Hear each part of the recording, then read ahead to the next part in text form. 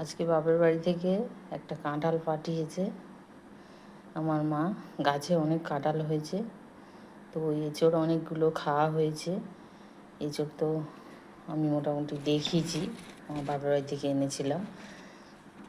তো মা এই কাঁঠালটা পাঠিয়েছে, এখনও পাকেনি, কাঁচা রয়েছে। বুঝতে পারছি না, সামনেই জামাই ষষ্ঠী রবিবার, এটা কিভাবে পাকবে আমার তো জানা নেই। তো মা বললো রেখে দিলে পেকে যাবে, কারণ গাগুলো ছেড়ে ছেড়ে গেছে।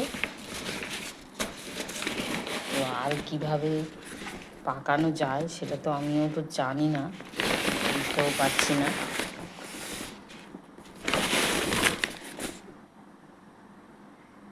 আর 2-3 দিনের মধ্যে কি পাকবে সেটাই বুঝতে পারছি না।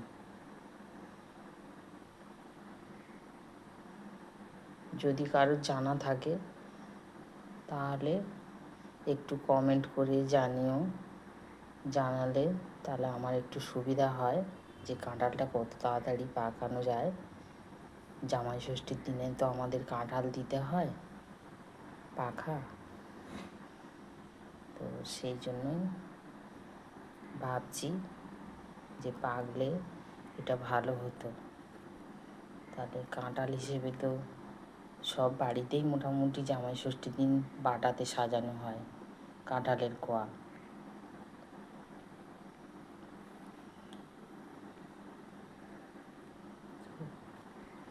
কিভাবে পাকবে আমি এখনও বুঝতে পারছি না।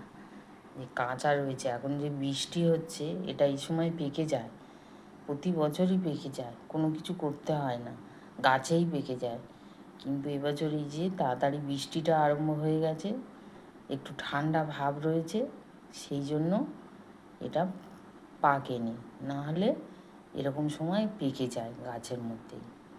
মানে বাড়ি আনলেই গাছ থেকেই পাকা নামানো হয়, বা অনেক সময় আনলেও তার পরের দিনই পেকে যায়।